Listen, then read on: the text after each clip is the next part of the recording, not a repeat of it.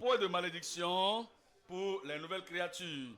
Les nouvelles créatures, ce sont des gens qui sont sortis de la vie ancienne et ils sont venus au Sauveur. Ils se sont détournés du péché, ils se sont détournés des ténèbres, ils se sont détournés du mal et ils se sont tournés vers le Seigneur qui est bon en tout moment. Et il amène de la grâce dans leur vie, il amène la bonté dans leur vie. Et il amène le ciel sur la terre, dans leur cœur, dans leur vie, dans leur âme, dans leur esprit. Et à cause de cela, toutes les choses anciennes sont passées et toutes choses sont devenues nouvelles. Et ils sont appelés les nouvelles créatures. Et maintenant, la malédiction, c'est quelque chose du passé. Et à cause de ce que c'est quelque chose du passé, ils sont transportés de cette malédiction, hors de cette malédiction, hors de ces ténèbres, hors de ces mauvaises choses du passé, et ils sont devenus une nouvelle chose. Point de malédiction, mais plus de bénédiction. Que quelqu'un dise Amen. Et il nous dit dans Galates chapitre 3, le verset 13, il dit, Christ nous a rachetés de la malédiction de la loi, étant devenu malédiction pour nous. Car il est écrit, maudit est quiconque est pendu au bois. Je vais revenir à ce verset plus tard. Revenez dans Galates 1, le verset 4. Il dit, qui s'est donné lui-même pour nos péchés, afin de nous arracher du présent siècle mauvais, selon la volonté de notre Dieu et Père. Je dois vous expliquer les choses parce que beaucoup de gens ne comprennent pas l'idée d'une malédiction et ils poussent toutes choses sur malédiction, malédiction, malédiction. Prenez l'exemple de quelqu'un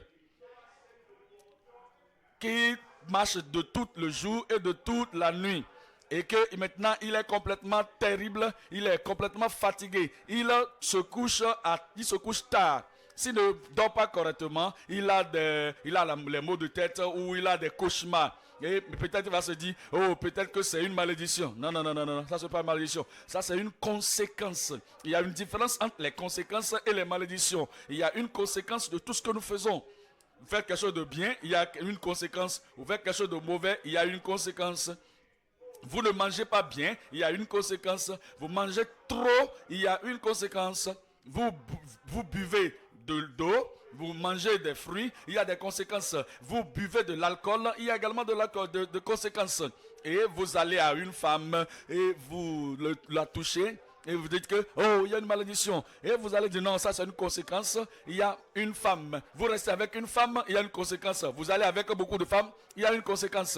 Et il y a beaucoup de gens qui disent seulement malédiction, malédiction, malédiction. Non, non et non. Ce n'est pas tout ce qui est conséquence qui est malédiction. Jésus est venu pour vous délivrer.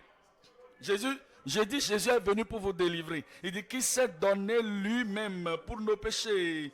Cela veut dire alors que tous les péchés que nous avons jamais commis, tous ces péchés ont des conséquences. Et il nous purifie du péché et il a détruit la punition du péché. Il s'est donné pour nos péchés, afin de nous délivrer du siècle présent mauvais. Ce n'est pas tout ce qui est causé dans le présent siècle qui est malédiction. Il y a des choses aussi dans ce présent siècle qui sont mauvais. Il y a Satan dans le monde et il y a des choses qu'ils font et des démons sont dans le monde et il y a des choses que eux aussi ils font et il y a des pécheurs, des mauvaises personnes qui font de mauvaises choses. Ce n'est pas une malédiction, mais c'est des choses mauvaises. Et ce qu'ils font peut vous affecter, mais Christ est venu pour nous libérer, pour nous racheter du siècle présent. Dieu merci, je suis racheté. Je dis Dieu merci, je suis racheté. Et il dit, selon la volonté de Dieu notre Père. Alors, chapitre 2 de Galates, chapitre 2, le verset 20. Il dit, j'ai été crucifié avec Christ. Ce qu'il dit, c'est quoi?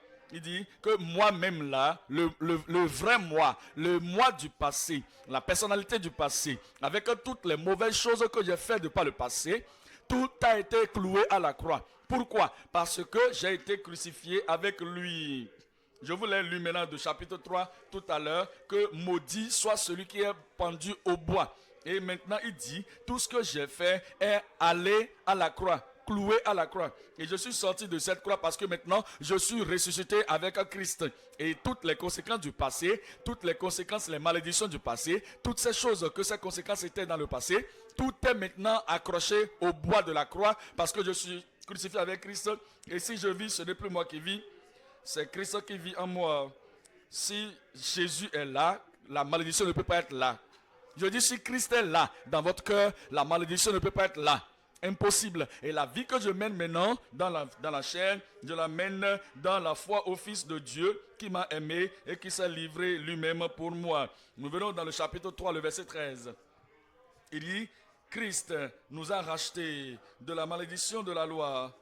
Ce n'est pas seulement qu'il va, mais il a déjà racheté. Il nous a déjà racheté de la malédiction de la loi. Et il continue disant, étant devenu malédiction pour nous, ça veut dire que toute malédiction qui aurait jamais tombé sur nous, tout a été déposé sur Christ.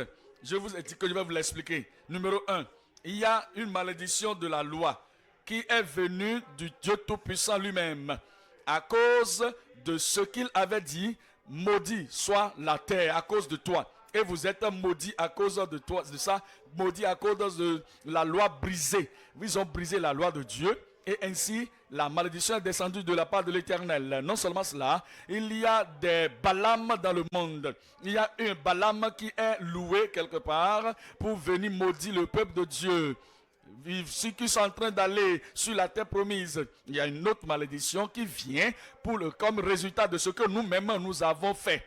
Et qu'est-ce que ça veut dire? Ça veut dire que dans votre famille, dans la maison, il se peut que l'enfant, garçon comme fille, fait quelque chose qui est abominable. Quelque chose qui est dédaignable. Et le papa a vu cela, et le père a été vraiment provoqué, comme Jacob était provoqué contre Ruben, lorsque Ruben a souillé le lit de son papa. Il a couché avec la femme de son père. Ce n'est pas sa maman, bien sûr, mais lorsque le papa devait mourir, le papa dit, regardez-le, Ruben, mon premier-né, l'excellence de ma vigueur, regardez ce qu'il a fait, et il a placé une malédiction sur lui.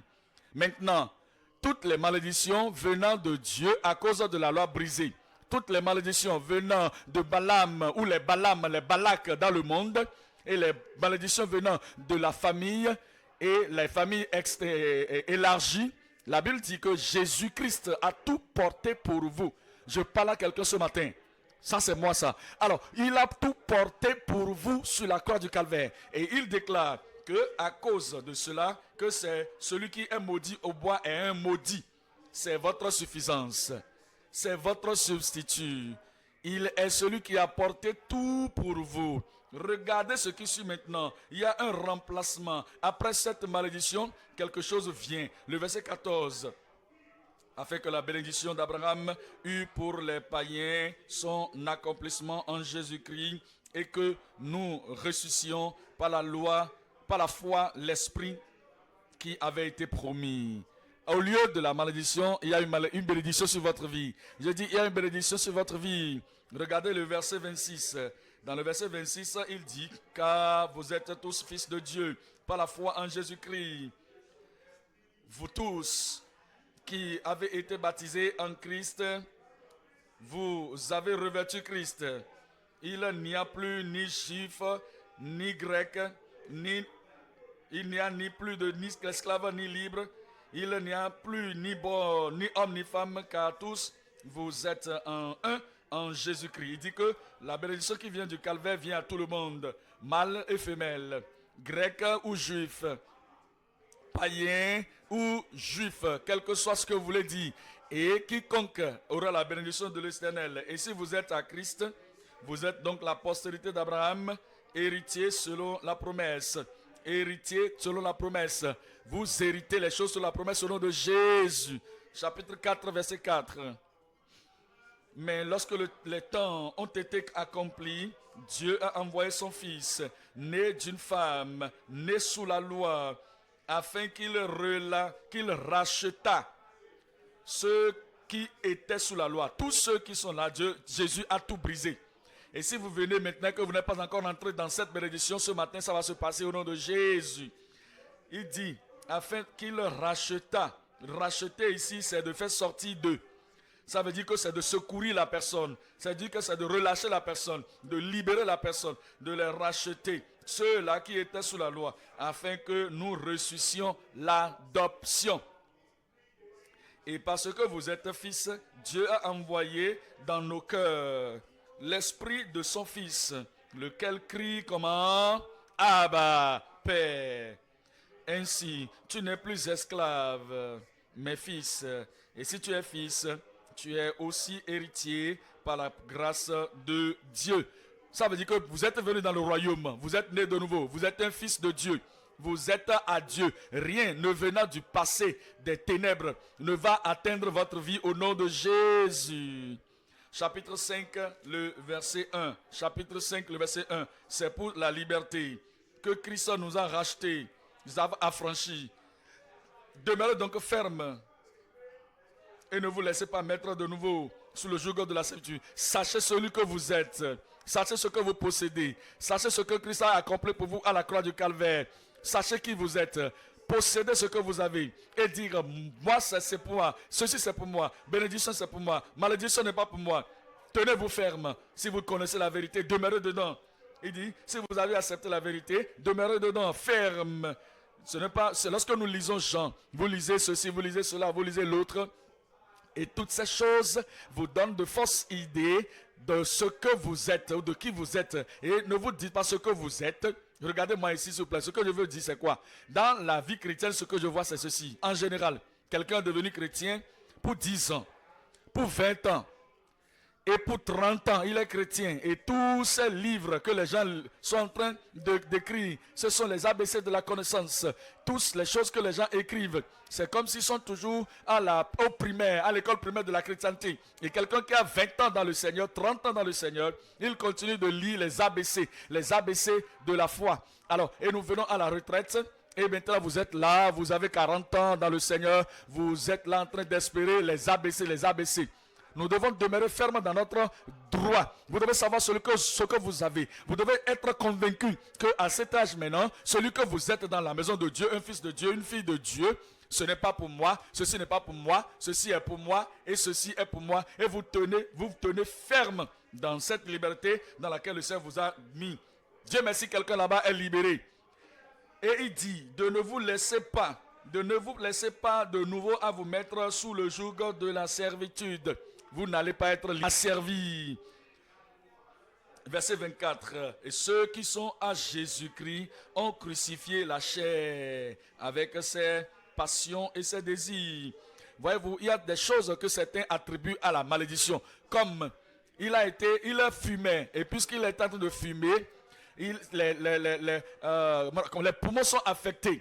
À l'hôpital, l'analyse a dit qu'il a ceci, qu'il a cela. Et ils vont dire, que c'est ce qu'ils ont dit. Je m'en vais à la délivrance. Non, ce n'est pas la délivrance. Tu as besoin de la repentance. Il va dire, non, c'est une malédiction. Non, mon frère, ce n'est pas la malédiction, c'est seulement la cigarette. Dépose la cigarette. Abandonne la cigarette. Viens à Jésus. Le sang va te laver et laver également tes poumons. Et la maladie des poumons, le cancer des poumons sera parti. Et aujourd'hui, vous serez libre au nom de Jésus. Regardez ceci encore, comme il le dit, que si nous appartenons à Christ, nous avons crucifié la chair. Et les œuvres de la chair ne pourront plus faire quoi que ce soit contre nous. Ils sont crucifiés, elles sont crucifiées. Si vous appartenez à quelque association occulte de par le passé, ça fait partie des œuvres de la chair. Vous sortez de ce club et vous êtes libérés, complètement libérés. Et la liberté vous parvient aujourd'hui au nom de Jésus. Il dit que si nous vivons dans l'esprit, nous devons aussi marcher en esprit. Je vais vous annoncer que ceux qui vivent dans l'esprit et qui marchent dans l'esprit, les malédictions ne peuvent pas les attraper. Je dis les malédictions ne peuvent pas les attraper. C'est seulement lorsque vous déviez et que vous allez vers eux et que vous allez dans leur société et que vous allez dans leur club et que vous allez au milieu d'eux. Ils vont dire, il est venu, il est un nouveau venu, voici un nouveau venu. Et la voie est l'âge qui conduit à l'enfer. Ils vont venir à toi, ils vont te torturer. Mais tu sors de ça et tu marches dans l'esprit. Et toute malédiction est brisée, complètement enlevée de ta vie au nom de Jésus. Je crois que l'église allait crier Amen. Galates chapitre 6, le verset 14. Il dit, oh, pour ce qui me concerne, loin de moi la pensée de me glorifier d'autre chose que de la croix de notre Seigneur Jésus-Christ, par qui le monde est crucifié pour moi comme je le suis pour le monde. Il dit, y a-t-il quelque chose qui vient dans le monde? La malédiction et quoi que ce soit. La malédiction, la maladie, les infirmités, les quoi générationnels, les maladies, les trucs territoriaux et tout le reste. Je suis crucifié au monde. Et le monde est également crucifié pour moi. Car en Jésus-Christ, car ce n'est rien que d'être circoncis ou incirconcis. Ce qui est quelque chose en Christ, c'est quoi? C'est d'être une nouvelle créature. Y a-t-il de nouvelles créatures ce matin? Y a-t-il de nouvelles créatures aujourd'hui? Où sont-ils? Il dit aussi longtemps. Il dit paix et miséricorde pour tous ceux qui suivront cette règle. Paix et miséricorde. Paix et miséricorde pour quelqu'un là-bas ce matin. Quelle paix et miséricorde pour quelqu'un là-bas aujourd'hui? Paix et miséricorde. La malédiction est partie au nom de Jésus. Et il dit, c'est d'être une nouvelle créature. Et d'être circoncis. C'est ainsi. Et parce que la Bible a dit à propos de... Balaam a dit à propos des Israël de Dieu, je ne peux pas les maudire parce qu'ils sont bénis. Et nous sommes l'Israël de Dieu aujourd'hui. Et Balaam ne peut pas vous maudire. Je dis Balaam ne peut pas vous maudire. Parce que nous sommes l'Israël de Dieu. Dans Deutéronome, le chapitre 23. Deutéronome chapitre 23. J'aimerais lire le verset 4. Le verset 4. Il dit, parce qu'ils ne sont pas venus au-devant de vous avec du pain et de l'eau sur le chemin lors de votre sortie d'Égypte, et parce qu'ils ont fait venir contre toi à prix d'argent. Ils ont fait venir contre Israël de Dieu, Balaam, fils de Béor, de Pétor, en Mésopotamie, pour qu'il te maudisse. Mais l'Éternel, ton Dieu, n'a point voulu écouter Balaam. Il n'a pas voulu écouter Balaam. Si vous êtes l'Israël de Dieu, si vous êtes né de nouveau, si vous êtes un enfant de Dieu, si vous êtes un fils, une fille dans le royaume de Dieu, comment vous pouvez penser que Dieu va permettre ou écouter la voix d'un occulte dans quelque chose dans sa bouche avec tout ce qu'il a dit, que à Dieu ne plaise? Cela n'arrivera pas. Et le Seigneur ton Dieu a changé pour toi la malédiction en bénédiction. Dites amen, non? Il dit, l'Éternel a changé pour toi la malédiction en bénédiction. Parce que,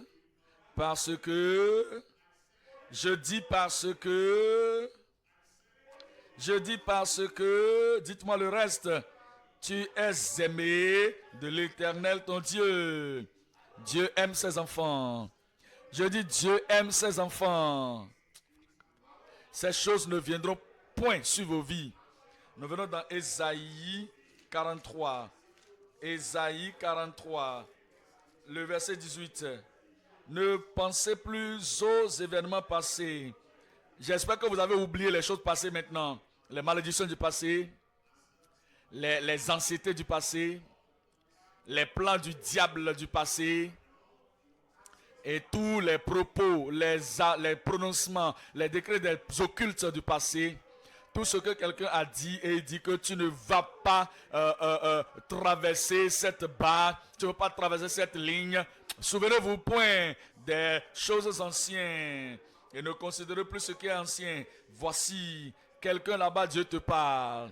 Voici, le Seigneur est en train d'attirer ton attention aujourd'hui. Il dit, si tu peux seulement regarder en avant et regarder ce qui est là, toutes les choses du passé vont disparaître. Il dit, voici, si tu peux regarder au calvaire, toutes les malédictions vont disparaître. Il dit, voici, si tu peux regarder à Jésus-Christ, l'auteur et le consommateur de notre foi. Il est celui-là. Tout ce qui est négatif du passé va disparaître. Il dit, voici, je vais faire une chose nouvelle. Une chose nouvelle pour une nouvelle créature. Maintenant, c'est sur le point d'arriver. Ne la connaîtrez-vous pas? Oui, bien sûr, vous allez la connaître. Il dit, je mettrai un chemin dans le désert et des fleuves dans la solitude. Est-ce que quelqu'un a dit Amen pour aujourd'hui cela? Des fleuves couleront dans votre solitude au nom de Jésus. Point de malédiction pour les nouvelles créatures.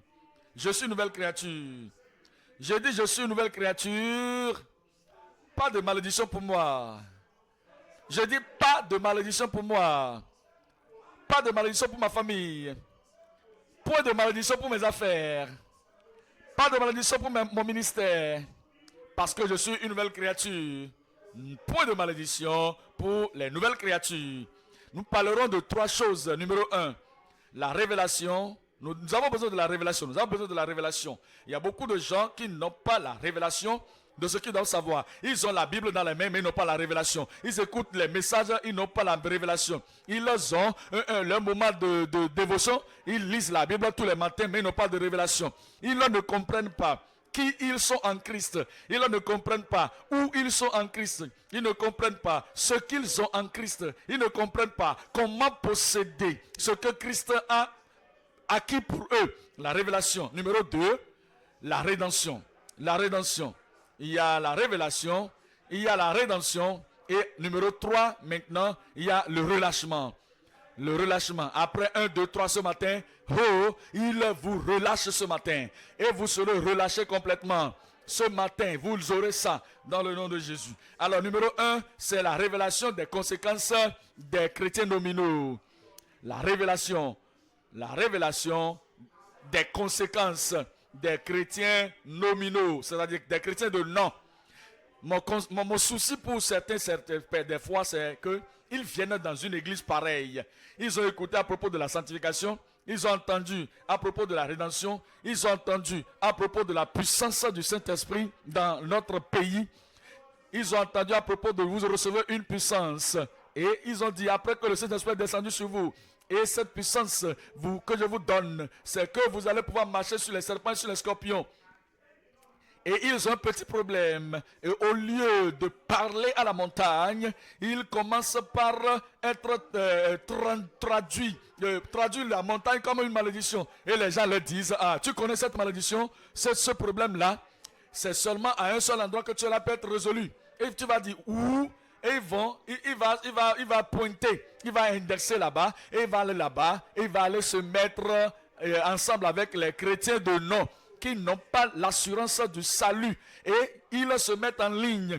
Et on fait la même prière pour eux. Regardez les chrétiens nominaux et les conséquences de péché sont sur leur vie. Et on ne leur dit pas. Et ils vont dire que c'est malédiction, c'est malédiction, c'est malédiction. Où est la malédiction? Regardez celui qui dit qu'il est sauvé. Je suis sanctifié, rempli de cet esprit. Il se met en rang avec les chrétiens nominaux. Les chrétiens de nom, on fait la même prière pour eux. Et on dit, démon sort, Satan sort, démon sort. Oh, de la vie de quelqu'un qui dit qu'il est né de nouveau, il y a la conséquence dans la vie des gens qui sont des chrétiens nominaux.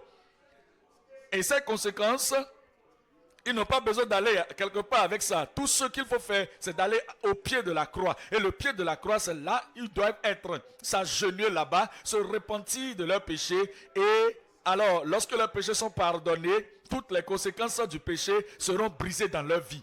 Vous n'allez pas courir ça et là pour aller sur les montagnes, dans des lieux, pour dire quoi. Non, vous n'allez pas le faire. Numéro 1, la révélation des conséquences des chrétiens nominaux. Point numéro 2, la rédemption la rédemption des malédictions pour les nouvelles créatures. La rédemption des malédictions pour les nouvelles créatures. Numéro 3, le relâchement pour tous les convertis sous la nouvelle alliance. Le relâchement ou le relâche pour toutes les nouvelles créatures sous la nouvelle alliance. Point numéro 1, Proverbe chapitre 26, quand nous parlons de la révélation des conséquences des chrétiens nominaux. Les chrétiens nominaux, c'est des gens qui vont seulement à l'église. Ils vont là-bas pour gonfler le nombre. Ils ne sont pas des chrétiens dans le caractère, mais dans le nom. Et ils disent, je suis chrétien, mais ils ne vivent pas selon Dieu. Regardez Proverbe 26, verset 2.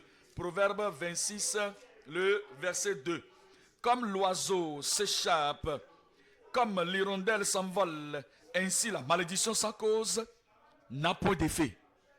La malédiction sans cause n'a point d'effet. La malédiction sans cause n'a point d'effet. Est-ce que j'ai entendu Amen même là-bas? Ça veut dire quoi? La malédiction sans cause. Prenons l'exemple que vous êtes un chrétien nominal. Un chrétien de nom. Vous n'êtes pas né de nouveau. Et vous menez votre vie. Vous n'êtes pas parfait. Vous n'êtes même pas juste. Vous êtes un pécheur. Mais vous êtes un pécheur par vous-même. Vous ne faites pas du mal à quelqu'un. Vous ne combattez pas quelqu'un, mais vous êtes un pécheur pour vous-même. Et vous vivez la vie normale. Vous vous levez le matin, allez au travail, allez à l'école, revenez le soir, se coucher. Vous ne combattez, vous ne vous bagarrez pas avec quelqu'un, vous ne volez pas la voiture de quelqu'un, vous n'allez pas défoncer les portes des gens, vous n'avez pas de querelle avec quelqu'un dans votre lieu de travail ou bien dans votre maison ou qu'ils envoient quelque chose contre vous. Parce qu'il n'y a pas de malédiction, il n'y a pas de malédiction. Vous êtes seulement une personne normale qui va à l'église comme tout le monde, et vous êtes un pécheur chronique de tous les jours. Mais Dieu a envoyé Jésus pour mourir pour vous, car Dieu t'a tant aimé le monde qu'il a donné son Fils unique, afin que quiconque croit en lui ne périsse point, mais qu'il ait la vie éternelle. Maintenant, vous n'avez pas vécu dans votre village, vous vivez dans la ville. Et c'est une ville, c'est un lieu civilisé. Et tout le monde, tout est clair. Et comme vous menez votre vie ainsi, il n'y a pas de malédiction. Il n'y a rien. Oui, je sais qu'il y a des problèmes dans ta vie. Mais ce sont des conséquences de tes péchés qui seront là. Ce n'est pas la malédiction. Maintenant, écoutez-moi bien. Vous êtes un croyant. Et vous savez que vous étiez une mauvaise personne de par le passé. Et vous êtes allé à la croix. Et à la croix, Jésus vous a démontré son amour. Et cet amour, l'amour éternel, Dieu merci, cet amour éternel est sur vous là où vous êtes. Est-ce que je parle à quelqu'un? Et alors, il essuie tous les péchés du passé. Et il enlève tous les péchés. Et parce que, regardez, voici l'agneau de Dieu qui ôte le péché du monde. Et la malédiction que vous avez l'habitude d'avoir comme un pécheur, il a emporté cette malédiction. Et maintenant, vous quittez ce lieu et vous vivez comme une nouvelle créature. Où est la malédiction? Dites-moi, c'est où? Vous menez votre vie. Où est la malédiction? Vous lisez votre Bible. Où est la malédiction? Vous croyez à Jésus-Christ, que c'est lui qui est votre sauveur, votre rédempteur. Où est la malédiction? Et maintenant, vous espérez aller au ciel. Lorsque les tentations viennent, vous dites, Dieu, regarde tentation, ceci est au-delà de moi, aide-moi, oh Dieu, et Dieu va t'aider. Il va toujours t'aider, toujours pourvoir un moyen pour que tu échappes. Où est la malédiction? Pour que la malédiction vienne sur ta vie, c'est où? La Bible dit que la malédiction sans cause n'a point d'effet. Ça ne viendra pas. Cela n'aura aucun effet. Si Satan ouvre sa bouche, les démons ouvrent leur gueule et il envoie une malédiction sur toi, quelque chose qu'ils vont dire, il y a point de malédiction, point de connexion entre toi et le démon et les diables. Non, la malédiction sans cause ne viendra pas au nom de Jésus. Cela sans effet. Et si quelqu'un quitte son chemin, vous êtes un enfant de Dieu, et puisque vous vivez juste, et vous ne faites pas ceci, vous ne faites pas cela, ils vont se mettre en colère. Parce que toi tu es juste, parce que tu es racheté, parce que tu es saint, parce que tu es bon, ils vont se mettre en colère. Sa colère est contre la malédiction les commandements de Dieu. Il essaiera de dire quelque chose contre toi. Cette chose retournera et ne va pas tenir contre toi. Parce que la malédiction sans cause n'est point d'effet. Avez-vous compris maintenant? Il faut le dire, je comprends maintenant. Maintenant, regardez ceci. Quelqu'un dit, pasteur, j'ai entendu ce que tu as dit, mais tu sais, quelqu'un a dit ceci auparavant à moi. Et la chose est en train d'avoir des faits. Il a dit que je ne vais pas me marier. Il a dit, j'ai dit que tu dois m'épouser. Et tu as dit que tu ne veux pas m'épouser. Ok, c'est pas grave, nous verrons. Tu ne vas jamais te marier dans la vie. Et la personne a dit ça. La personne dit, ils ont placé une malédiction sur moi. Et j'ai dit qu'ils ont dit que je ne vais pas me marier. D'abord, écoute-moi bien. La malédiction sans cause, Église, répondez-moi ce qui suit, n'a pas d'effet. Retenez bien. Regardez-moi. Maintenant, si je viens à vous, en tant que prédicateur de la parole de Dieu, et je dis, Dieu veut te rendre pur. Si tu n'acceptes pas, la sainteté ne viendra pas dans ta vie. J'ai dit, Dieu veut te purger, Dieu veut te purifier. Et le sang de Jésus veut te laver plus blanc que neige. Et tu dis, non, moi je ne suis pas prêt pour ça. Je ne veux pas la sainteté maintenant. J'ai besoin d'une autre chose maintenant. La sainteté ne va pas seulement sauter et rentrer dans ta vie, bien que je l'ai dit. Tu dois d'abord accepter avant que cela ne se produise. Oui, revenez. Un bon homme te dit que ceci va se passer, quelque chose de bon, quelque chose de meilleur. Vous ne croyez pas à ça. Et la bonne chose ne va pas venir. Une mauvaise personne vient te dire que, viens ici, un méchant, un herboriste, et moi, tel, qui a tel pouvoir, je place une malédiction sur toi. Si tu n'acceptes pas, cela ne sera pas tien. Si tu ne crois pas ça, cela ne sera pas tien. Regardez Ésaïe. Ésaïe est venu à Ézéchias. Regardez bien. Et il a dit, Ézéchias, il a dit, oui, je t'écoute, messager de Dieu. Tu as quelque chose pour moi? Oui, j'en ai. Mets de l'ordre dans ta maison. Parce que toi, tu vas mourir. Tu ne vivras point. Ézéchias a dit, moi, je n'accepte pas ça. Je rejette. Quelqu'un n'a qu'à dire là-bas comment? Je n'accepte pas ça. Moi, je suis Ésaïe. Moi, je suis prophète. Et je te dis, ton temps est venu. Mets de l'ordre dans ta maison. Tu dois mourir. Ézéchias a dit, s'il te plaît, lève-moi tranquille. Laisse-moi tranquille. Moi, tu peux partir. Moi, je vais parler à Dieu à propos de ça. Je n'accepte pas ça. Je ne crois pas que cette année, c'est l'année de la fin de ma vie. Je ne crois pas et je n'accepte pas. Si tu n'acceptes pas, cela ne viendra pas. Cela n'aura pas d'effet. Alors, Ézéchias est allé à Dieu et il a dit, Dieu, j'ai écouté quelque chose, j'ai entendu quelque chose. C'est une information qu'on m'a donnée. Que moi, je ne suis pas prêt pour ça. Je ne veux pas mourir maintenant. J'ai ce projet, j'ai ce plan, j'ai ce propos, j'ai ceci, je vais accomplir ceci. Seigneur, je ne suis pas prêt. Dieu a dit, ok, c'est bon. Et Dieu te dit ce matin, oh, c'est bon. Je dis, Dieu te dit ce matin, oh, c'est bon. Si tu n'acceptes pas la malédiction, cela n'aura aucun effet sur toi. Si tu n'as pas peur, cela n'aura aucun effet. Si tu regardes le calvaire est plus grand que tout le monde. Si tu regardes à Christ est plus grand que tous. Si tu regardes au sang de Jésus, le sang de Jésus a plus de pouvoir, plus que tout le monde dans le monde. Je ne veux pas accepter le calvaire et accepter la malédiction à la même fois. Non, je ne peux pas accepter Christ et la malédiction en même temps. Je ne peux pas accepter ce que le sang de Jésus a pourvu et accepter encore la malédiction au même temps. Vous ne pouvez pas accepter les lumières et les ténèbres en même temps. Si vous acceptez les lumières, les ténèbres vont disparaître. Je dis les ténèbres vont disparaître parce que la malédiction sans cause n'aura point d'effet. Est-ce que quelqu'un a dit Amen? La parole de Dieu nous dit dans Psaume 119, le verset 21. Psaume 119, le verset 21. Et la Bible déclare, tu menaces les orgueilleux, c'est maudit qui s'égarent loin de tes commandements.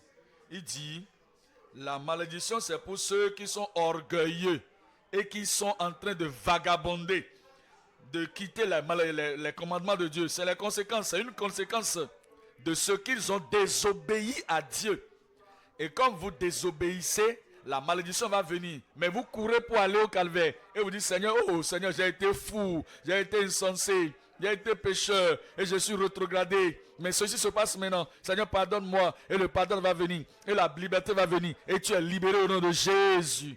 Parce que c'est une conséquence des chrétiens nominaux. Des gens qui disent qu'ils sont des chrétiens, mais ils volent partout, ils se bagarrent partout, ils font ces choses partout, ils vont dire malédiction. Ce n'est pas malédiction, c'est les conséquences de tes mauvaises vies que tu mènes. Zacharie 5, verset 3. Zacharie 5, le verset 3. Zacharie chapitre 5 et le verset 3. Zacharie 5, le verset 3. Excusez-moi. Il me dit, c'est la malédiction qui se répand sur tout le pays. Car selon elle, tout voleur sera chassé d'ici. Et selon elle, tout parjure sera chassé d'ici. Je la répands, dit l'Éternel des armées, afin qu'elle entre dans la maison du voleur. Voyez-vous, ça c'est des chrétiens nominaux. Ils vont à l'église mais ils volent. Et la malédiction vient sur eux, le jugement vient sur eux Parce qu'il y a une loi qu'on appelle semer, moissonner. La Bible, c'est ça, elle dit que tout ce que l'homme sème, c'est ça qu'il va moissonner. Et les chrétiens nominaux, les chrétiens de nom, ils sèment beaucoup de mauvaises choses, beaucoup de mauvaises graines. Et la chose va germiner, la chose va donner des fruits. Et les conséquences seront sur eux. Et ils vont dire que c'est les malédictions, c'est les malédictions. Non. Il a dit que cela arrive dans la maison du voleur et de celui qui jure faussement en mon nom, afin qu'il établisse sa demeure et qu'elle la consume avec le bois et les pierres. Ce sont les conséquences des mauvaises choses qui se pratiquent. Je prie que toutes ces conséquences, quand vous vous repentez et que vous vous revenez au Seigneur, vous serez pardonnés et ces choses ne viendront plus à vous au nom de Jésus. Après ce pardon, vous avez besoin d'examiner votre vie, de mener votre vie justement et d'aller dans les bonnes directions. Parce qu'on nous a dit dans Jean 5, 14. Jean 5, 14. Après cela, Jésus le trouva dans le temple et il lui dit, voici, tu as été guéri. Qu'est-ce qui suit? Dites-moi ce qui suit. C'est ainsi que j'attrape ceux qui ne lisent pas leur Bible, ceux qui ne regardent pas dans leur Bible. Voyez-vous, il y a des gens qui ne regardent pas dans leur Bible. Qu'est-ce que je cherche maintenant? Jean 5, verset combien? Verset 14. Alors, je vais vous attraper maintenant si vous ne lisez pas. Il dit, depuis, Jésus le trouva dans le temple et il lui dit, voici, tu as été guéri. Qu'est-ce qui suit? Ne pêche plus, de peur qu'il ne t'arrive quelque chose de pire. Il a été malade, il a été impotent, incapable. Et il a eu un problème terrible pour 38 ans. Et maintenant, Jésus l'a guéri. Et Jésus lui a dit, ne pêche plus, de peur qu'une chose pire ne t'arrive. L'implication, l'explication, la corrélation, c'est quoi? Si vous retournez dans le péché, quelque chose de pire, plus que ce que vous aviez de par le passé, va descendre sur vous. Et ils vont dire, c'est malédiction, c'est la malédiction. Il ne veut pas me laisser tranquille. Les esprits familiers, ils ont déposé l'esprit sur moi. Et je ne suis pas guéri. Je vais aller à la délivrance encore. Non, ce n'est pas ça. C'est parce que tu es retourné dans le péché. Mais si tu peux te garder dans la grâce du Seigneur, Dieu va te garder. Je dis, Dieu va te garder. S'il n'y a pas de malédiction, il n'y a pas de péché, alors toutes ces choses ne viendront point sur votre vie et vous serez libérés, relâchés, complètement affranchis au nom de Jésus. Nous considérons Jérémie. Jérémie 5, verset 25. Jérémie 5, verset 25. Jérémie chapitre 5, le verset comment? Le verset combien? Le verset 25. Il dit, c'est à cause de vos iniquités que ces dispensations n'ont pas lieu. Ce sont vos péchés qui vous privent de ces biens. Voyez-vous, c'est les conséquences d'une mauvaise vie. Les conséquences d'une vie pécheresse. Les conséquences d'une vie misérable qui pêche contre Dieu à tout moment. Mais quand vous venez à Christ et que vous brisez, vous amenez toutes ces choses à Christ, tout partira, tout disparaîtra au nom de Jésus. Revenons dans Galates 6. Galates chapitre 6, le verset 7. Galates chapitre 6, le verset 7. Ne vous y trompez pas. On ne se moque pas de Dieu. Ce qu'un homme aura semé, il le moissonnera aussi. Ne soyez pas trompés. Tout ce que l'homme a semé, il le moissonnera aussi. Voyez-vous, en tant qu'enfant de Dieu, c'est pourquoi vous devez mener une vie juste. Vous devez mener une vie sainte, une vie pure, amène la paix. Une vie sainte amène la bénédiction. Une vie juste amène les provisions de Dieu et les promesses de Dieu en accomplissement. Mais il dit que ne te trompe pas. Tout ce qu'un homme aura semé, il le moissonnera aussi. Voyez-vous, c'est pour cette raison que beaucoup de gens dont nous lisons dans l'Ancien Testament, c'est pourquoi ils ont souffert. C'est pourquoi ils ont souffert à cause de ce qu'ils ont semé. Regardez par exemple David. David était un grand homme de Dieu. Mais voyez-vous ce que David a fait? Il a vu une femme d'autrui quelque part et quelles que soient les conditions dans lesquelles il a vu la femme, ce n'est pas ça le problème. Mais il est allé avec cette femme. Mais vous savez ce que la Bible a dit. La Bible a dit, la parole de Dieu dit que si tu deviens un roi dans Israël, tu dois lire la parole de Dieu. Tu dois lire la loi de Dieu. C'est-à-dire que tu dois copier tout. Il n'y a pas de prédication en ce moment. Tu vas copier tout. Et afin que tu puisses lire, craindre Dieu et lui obéir. Mais il a tué le mari de cette femme. Et il a épousé la femme. Et les calamités commençaient par pleuvoir sur lui. Dans chapitre 12, le jugement est descendu. Les gens disent malédiction, malédiction. C'est jugement, conséquence du péché. Le chapitre 13, l'un des enfants a souillé l'une de ses filles. Et chapitre 13, l'un d'eux, Absalom, a tué l'autre. Et chapitre 14, vous connaissez le problème, numéro 14, verset, chapitre 15. Le problème a continué. Vous savez pourquoi? Les conséquences. Parce que tout ce qu'un homme aura semé, il le moissonnera aussi. Regardez le verset 8. Car celui qui sème selon la chair, moissonnera de la chair la corruption. Mais celui qui sème selon l'esprit, moissonnera de l'esprit la vie éternelle. La vie éternelle. La vie éternelle. Je prie que cela soit votre portion au nom de Jésus. Point numéro 1, la révélation. Maintenant, vous avez compris. La malédiction sans cause n'aura pas d'effet. Et toutes ces conséquences qui viennent à cause du péché pour les amener au calvaire. Et aujourd'hui, le calvaire va tout effacer au nom de Jésus. Et après cela, allez et ne péchez plus, de peur que de pires choses ne vous arrivent. Point numéro 2, c'est la rédemption. La rédemption. La rédemption des malédictions pour les nouvelles créatures. Galates chapitre 3. Galates chapitre 3, le verset 13. Galates chapitre 3, le verset 13. Christ nous a rachetés de la malédiction de la loi. C'est pour cette raison que Christ est mort à la croix du calvaire. Regardez en haut, regardez-moi s'il vous plaît. Si vous comprenez les gens qui parlent de malédiction, malédiction, malédiction, et ceux qui prêchent à propos de malédiction, malédiction, malédiction à tout moment, si ceci se passe, c'est la malédiction. Si tu n'étudies pas tes livres en tant qu'étudiant et tu ne réussis pas à l'école, ça c'est une malédiction. Si tu es marié et qu'il y a quelque chose de mauvais quelque part, tu te bagarres à tout moment lorsque la femme doit te tomber enceinte. Et c'est en ce moment que vous vous détournez le dos. Et votre tempérament est trop chaud. Et votre femme a été chassée de vous à cause de votre tempérament. Et parce que vous n'êtes pas en train de vous rencontrer au bon moment, il n'y a pas de grossesse. Ils vont dire, ah, c'est la malédiction. Et ceci se passe, vous amenez votre chose au marché et vous n'avez pas la qualité, l'attitude, le sourire, l'habillement qu'il faut. Le caractère d'un bon vendeur, d'une bonne vendeuse. Et ton marché va rester là, tout est là, les gens ne viennent pas acheter. Parce que ton apparence n'attire personne. Et lorsque les gens ne viennent pas acheter quelque chose, laisse les gens viennent même acheter. Ils ne jouissent pas de ce qu'ils ont acheté. Ils ne viennent plus à toi. Et ils vont dire que c'est une malédiction. Les gens ne vont pas te dire que c'est à cause de ton apparence, c'est à cause de ton langage, c'est à cause de ton caractère. Si tu as un ministère, si tu as une église, et tu viens à l'église, et à tout moment, tu es en train de dire, oh, le peuple qui est là, le peuple n'est pas là. Tu es méchant, tu es mécontent qu'ils ne sont pas là. Et tu parles à ceux qui sont présents. Vous ne pouvez pas aller vers ceux qui ne sont pas venus et vous êtes toujours en colère, Et heureux ici, vous êtes mécontent. Quelque chose de délibéré là-bas, vous êtes mécontent. Et les gens sont en train de courir, de fuir votre église. Ils vont dire, ah, c'est une malédiction. Beaucoup de choses. Ils vont dire malédiction.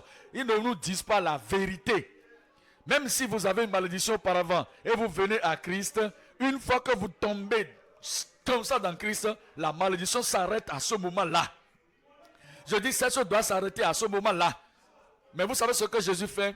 Il n'arrête pas seulement la malédiction, mais il arrête le mauvais caractère. Il arrête les mauvaises choses que vous aviez faites de par le passé. Pour que vous deveniez une nouvelle créature. Vous êtes une nouvelle créature et toutes les choses anciennes sont passées. Maintenant, vous êtes libérés complètement. Je dis, Dieu merci, vous êtes libérés complètement maintenant.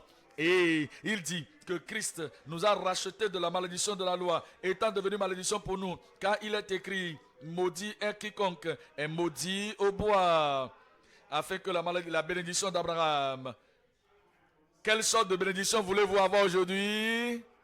Je demande, quelle sorte de bénédiction voulez-vous avoir aujourd'hui?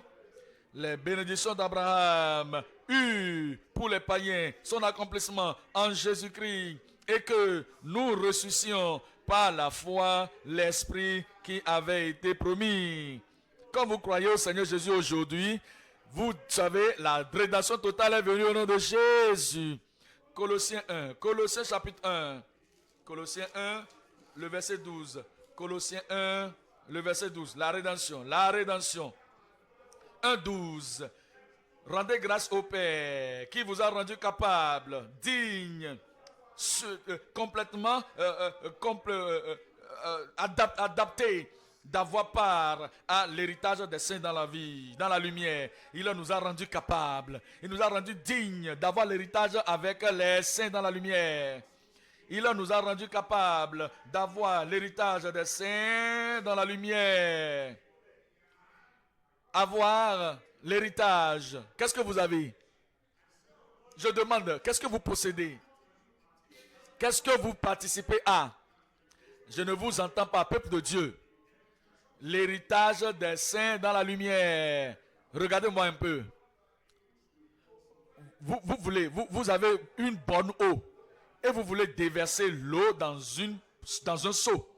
Et dans ce seau, vous avez une eau souillée, une eau sale et des bactéries, des virus sont dedans. Le poison est dedans.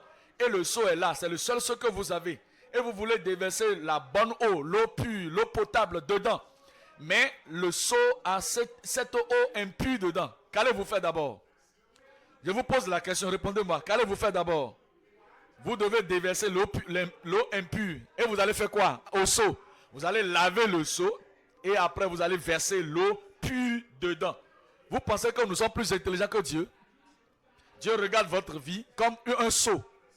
Et il voit les conséquences, les malédictions, les calamités, les mauvaises choses dans le seau de votre vie. Et il veut déverser en vous pour que vous deveniez participants de l'héritage des saints dans la lumière. Et il voit que votre seau, votre vie, votre cœur est sale. C'est poisonneux. Beaucoup de démons et beaucoup de virus spirituels qui sont dedans. Qu'est-ce qu'il va faire? Il va déverser d'abord ce qui est dans le seau, les calamités qui sont dedans, les malédictions qui sont dedans, les virus qui sont là. Il va laver votre seau, votre vie. Vous devenez une nouvelle créature. Et maintenant, il va déverser dans votre vie la bonne chose. Et ce sera toujours une bonne chose sans aucune mixture, sans aucun mélange. Comment me dire maintenant que vous avez malédiction? Où est la malédiction? Cela ne peut pas avoir lieu. Si vous avez la malédiction, vous avez la malédiction. Si vous avez la bénédiction, vous avez la bénédiction. Malédiction qui vient à Dieu, à Jésus, devient bénédiction. C'est ainsi que ça se passe. Regardez le verset 13. Qui nous a délivrés? Qu'est-ce qu'il a fait? Qui nous a délivrés? Je demande qu'est-ce qu'il a fait? Il nous a délivrés de la puissance des ténèbres. C'est ça. C'est ça. C'est une puissance des ténèbres qui a le pouvoir sur l'autorité, qui a l'autorité pour déposer la malédiction sur quelqu'un. Mais la Bible dit que Jésus nous a délivrés des puissances des ténèbres. Et maintenant, il nous a fait quoi? Il nous a transportés dans le royaume du Fils de son amour. Dieu merci, vous êtes transportés. Je dis Dieu merci, vous êtes transportés. Vous savez ce que ça veut dire? Regardez-moi encore. Voyez-vous, de pays à pays, les lois sont différentes. De pays à un autre pays, les gens qui ont autorité sont différents. Prenons l'exemple. Ici, vous êtes dans votre pays. Et il y a des gens qui sont après vous. Et ils sont en connexion avec les puissances qui sont dans le pays. Et vous dites, que vais-je faire? Je vais là-bas, ils sont après moi. Je vais là-bas, ils sont après moi. Alors, une idée vient dans ton cœur. Tu reçois un passeport. Le passeport pour voyager sur l'Europe. Vous n'allez pas au travers de la voie ou de la Méditerranée pour être noyé, pour qu'on dise, oh, il a été noyé, on l'a pas eu, on l'a vu dans la terre Méditerranée. Tu ne mourras pas sur la mer Méditerranée au nom de Jésus. Mais tu reçois un passeport, ok? Et tu vas à l'aéroport et on t'a transporté de l'autre côté. Le policier ici dans le pays n'a pas d'autorité dans cet autre pays. L'armée ici dans notre pays n'a pas d'autorité là-bas dans l'autre pays. La malédiction que tu as été transportée, parce que tu as été transporté là-bas, ce que je vous dis c'est quoi? C'est ceci. vous êtes sous l'autorité des puissances ténébreuses auparavant. Mais vous venez à Christ. Maintenant, d'abord, on vous a transformé de pécheur à un saint. Et en tant qu'un saint maintenant, vous êtes lavé par le sang de Jésus. Votre nom a été inscrit dans le livre de vie au ciel. Et vous êtes transporté dans le royaume de son fils, le fils de son amour. Tout ce qu'ils vont faire ici dans les ténèbres ne va plus vous atteindre. Lorsque vous sortez pour aller là-bas, prenez une pierre et jetez la pierre au ciel. Est-ce que la pierre va atteindre le ciel? C'est là-bas où vous êtes maintenant. Parce que votre vie est cachée en Christ, en Dieu. Waouh!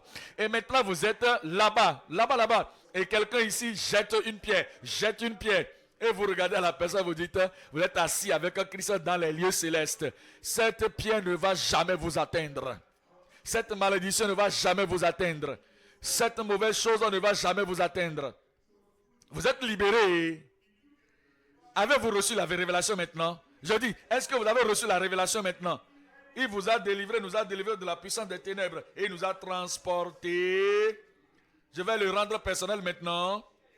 Et il m'a transporté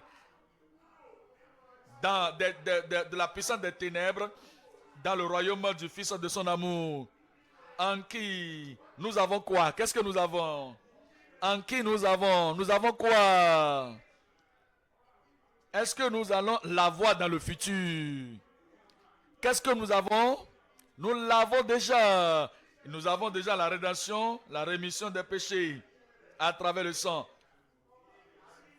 C'est le sang qui a fait ça. Le chapitre 2. Éphésiens chapitre 2 plutôt. Éphésiens chapitre 2. Le verset 14. Éphésiens 2, 14. Éphésiens chapitre 2, le verset 14. La Bible déclare, chapitre 2 de Éphésiens, le verset 14. Car, Éphésiens, j'ai dit bien sûr, le verset combien? Le verset 14. La Bible déclare, car il est notre Père. Il y a la paix dans votre âme. Il y a la paix dans votre vie.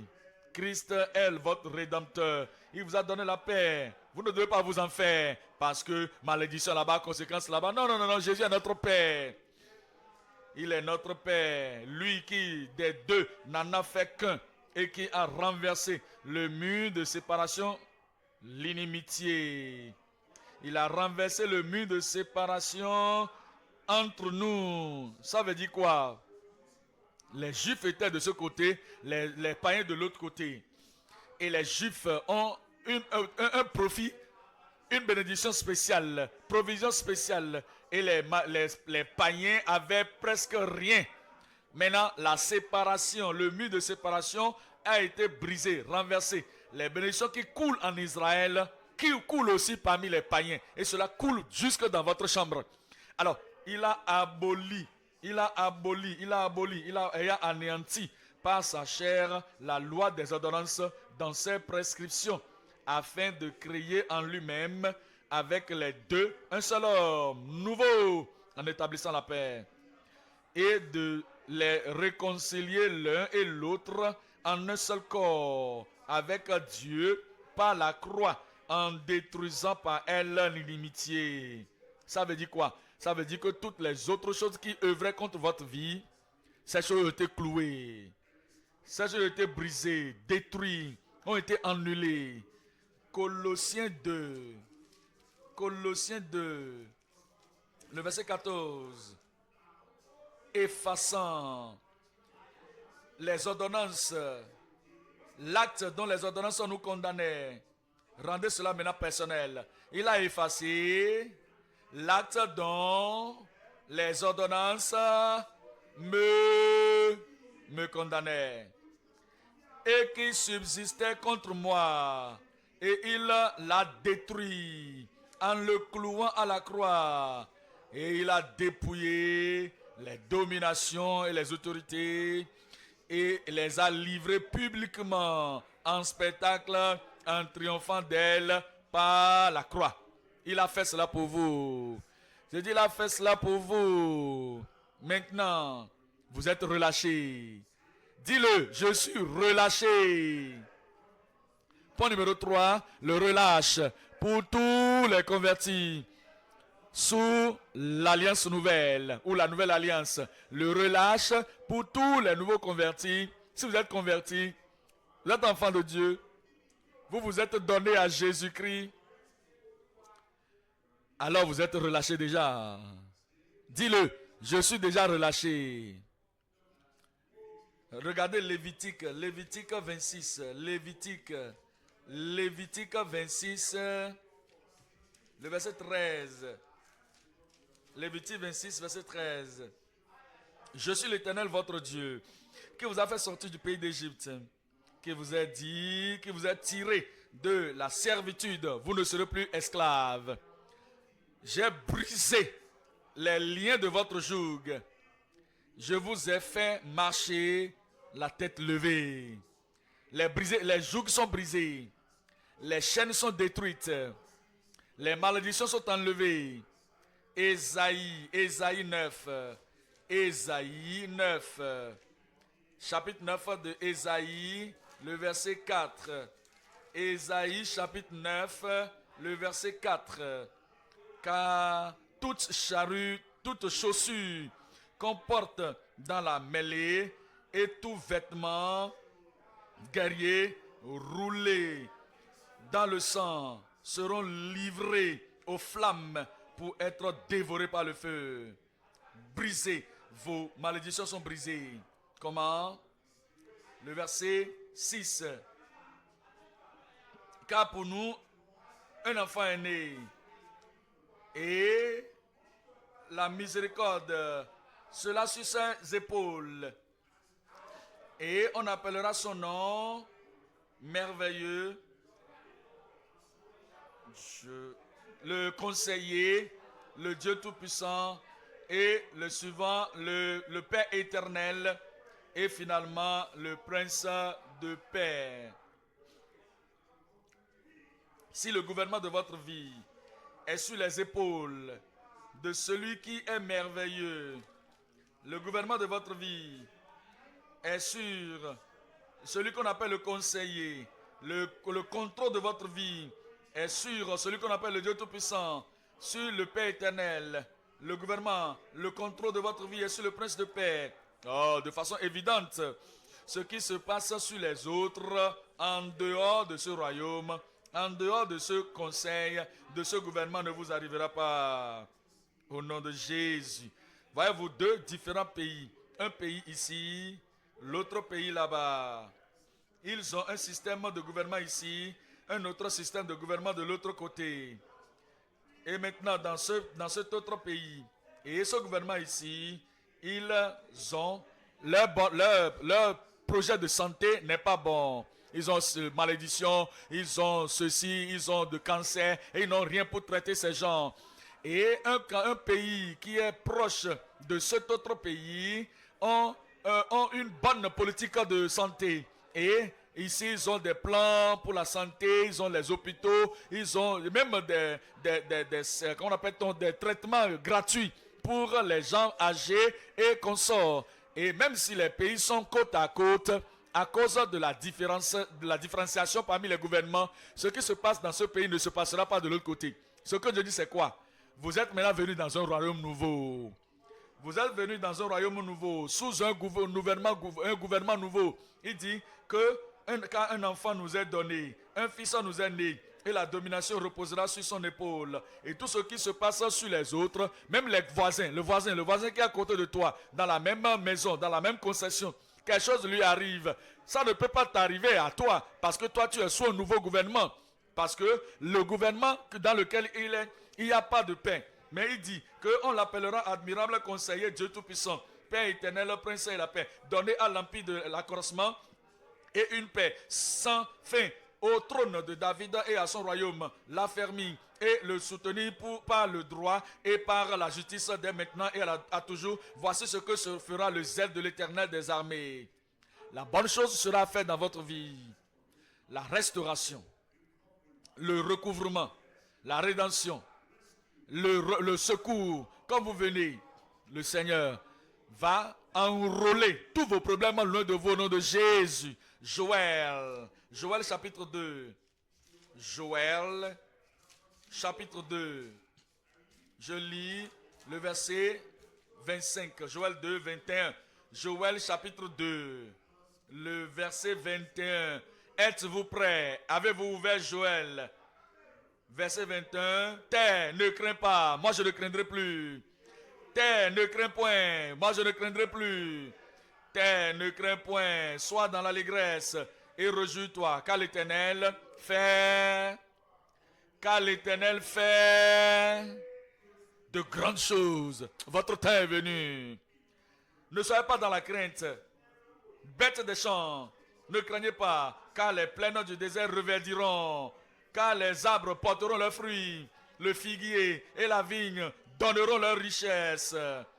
Et vous, enfants de Zion, quelqu'un là-bas, vous, enfants de Zion, soyez dans l'allégresse. Vous, quelque part là-bas, soyez dans l'allégresse. Quelqu'un là-bas, soyez dans l'allégresse. Enfants de Zion, et réjouissez-vous en l'Éternel votre Dieu. Est-ce qu'il est votre Dieu? Est-il votre Père? Êtes-vous né de nouveau? Réjouissez-vous dans le Seigneur votre Dieu, car il vous donnera la pluie en son temps. Il vous donnera la pluie en son temps, et il enverra la pluie. Il enverra la pluie de la première, de l'arrière-saison, comme l'autre fois. Les airs se rempliront de blé. Alléluia. Vous aurez du travail. L'emploi sera là pour ceux qui veulent de l'emploi. La prospérité pour ceux qui veulent la prospérité. La santé est venue. La délivrance est venue. La domination est venue. L'abondance est venue. Les bébés miracles pour les stériles. La femme pour ceux qui attendaient depuis longtemps de se marier. De mari pour les femmes qui attendent depuis, les soeurs qui attendent depuis. Le progrès est venu. Le succès est venu. L'ancien est parti. Une chose nouvelle a commencé maintenant. Et les airs seront remplis de blé. Et les cuves regorgeront de mouets d'huile. Le verset 25. Lisez ceci pour vous-même. Lisez ceci pour vous-même. Verset 25. 1, 2, 3, partez.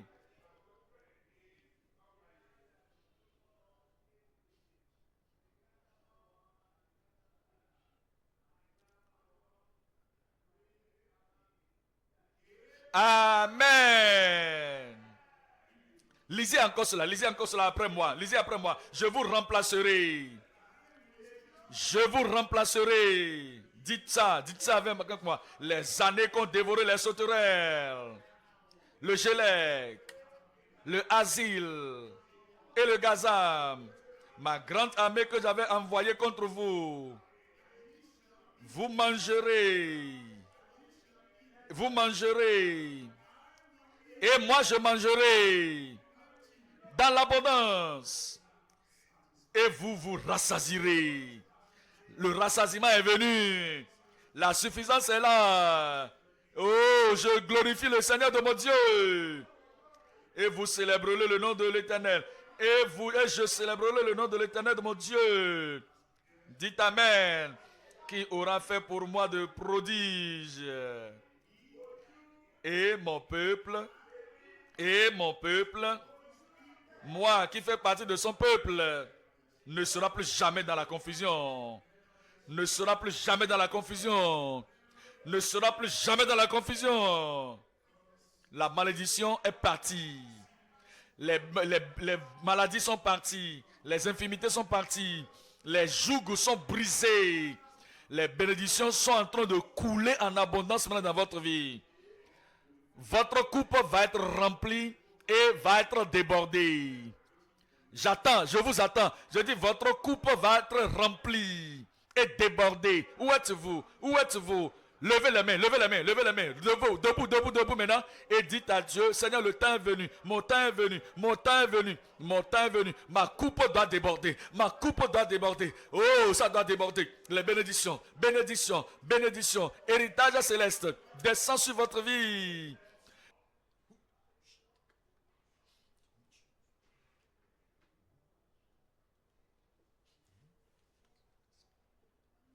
Au nom de Jésus, nous prions. Et que quelqu'un crie Amen. Toutes les malédictions sont brisées. Tous les jougs sont brisés. Le calvaire a arrêté le coup de toute malédiction venant de votre vie. Et le passé, le calvaire a pris soin des malédictions passées. Quelqu'un là-bas, je suis libre. Où est la personne qui est libre? Où est-elle? Maintenant, vous êtes libéré pour aller réussir. Vous êtes libéré pour vivre et jouir de vos bénédictions. Vous êtes libéré pour vous marier. Vous êtes libéré maintenant pour aller retourner au travail. Vous êtes libéré pour être victorieux. Maintenant, vous êtes libéré pour être content, joyeux dans la vie. Maintenant, vous êtes libéré pour avoir une bonne vie. Le passé est passé. Une nouvelle chose a commencé. Et cette nouvelle chose va continuer pour toujours dans votre vie au nom de Jésus. Est-ce que vous êtes toujours là? Le ciel vous regarde. Où est-ce que vous êtes? Je dis, où est-ce que vous êtes? Père, au nom de Jésus. Nous te bénissons pour tes enfants. Merci pour tout frère, toute soeur, tout garçon, toute jeune fille. Nous prions que le calvaire arrête toute malédiction dans toutes les vies au nom de Jésus. Maladie, quel que soit le nom. Infirmité, quel que soit le nom. Épidémie, quel que soit le nom. Quelle que soit la fondation, quelle que soit la source. Sois guéri au nom de Jésus. Les puissances des ténèbres, vous êtes détruites. De la vie de tout le monde, des frères, des sœurs, soyez enlevés au nom de Jésus. Les montagnes de problèmes, les montagnes de stérilité, les montagnes de malédiction, les montagnes de joug, toutes montagnes, sortez au nom de Jésus. Seigneur, que la révélation devienne oui et amen dans toutes les vies ce matin. Que la révélation, la rédemption devienne vrai dans toutes les vies ce matin. Et que le relâche vienne à tout le monde. Vous êtes relâchés. Vous êtes relâchés. Vous êtes libérés. Rien ne vous lie.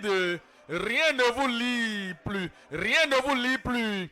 Et vous recevez votre bénédiction, recevez votre guérison, recevez votre miracle, recevez votre délivrance, recevez votre liberté. Allez plus haut, allez plus haut, allez plus vite vers votre succès. Et que le ciel vous donne son sourire sur votre vie à partir de maintenant jusqu'à l'année nouvelle au nom de Jésus. Votre aube nouvelle pour le nouveau départ commencez maintenant. Vous n'êtes plus en train de regarder derrière, vous regardez de l'avant. Félicitations, vous n'êtes plus bas, vous êtes haut. Félicitations, vous n'êtes plus défait, vous êtes un homme de succès, une femme de succès. Gloire à Dieu, le ciel a déversé sa bénédiction sur vous. Toutes bonnes choses que vous avez vous avez perdu sont restaurées au nom de Jésus. Et quand vous sortez aujourd'hui, les pas que vous allez faire, la restauration. Partout où vous allez, le renouvellement. Partout où vous allez, la satisfaction. Les pas que vous menez, la suffisance. Tout pas que vous menez, Seigneur, je prie que le témoignage soit dans toutes les bouches.